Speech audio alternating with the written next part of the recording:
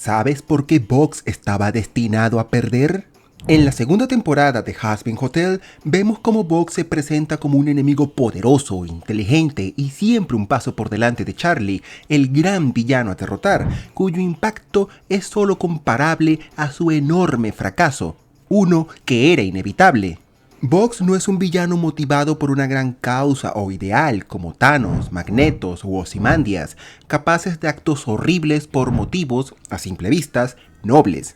Lo que lo motiva es una necesidad enfermiza de validación, primero del público y luego de Alastor.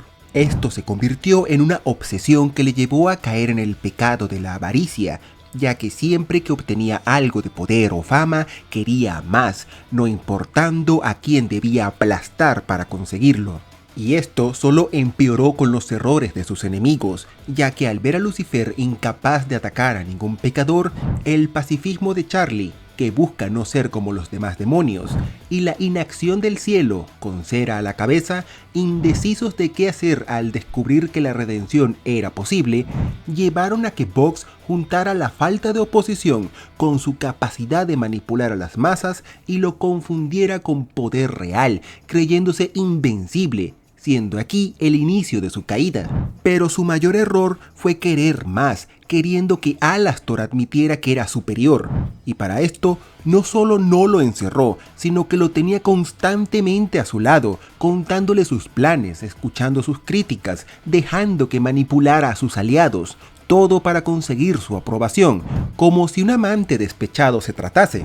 En su arrogancia, jamás pensó que Alastor pudiera seguir manipulando tras su aparente derrota, y menos aún concebir que Alastor se dejó ganar.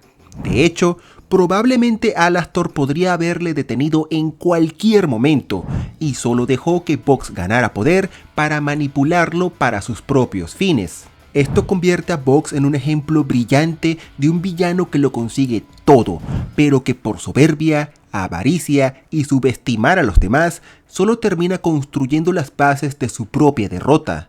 El ego de Box construyó un imperio que pudo controlar el infierno mismo, pero su avaricia le llevó a destruirlo todo. Si te gustó, sígueme para más.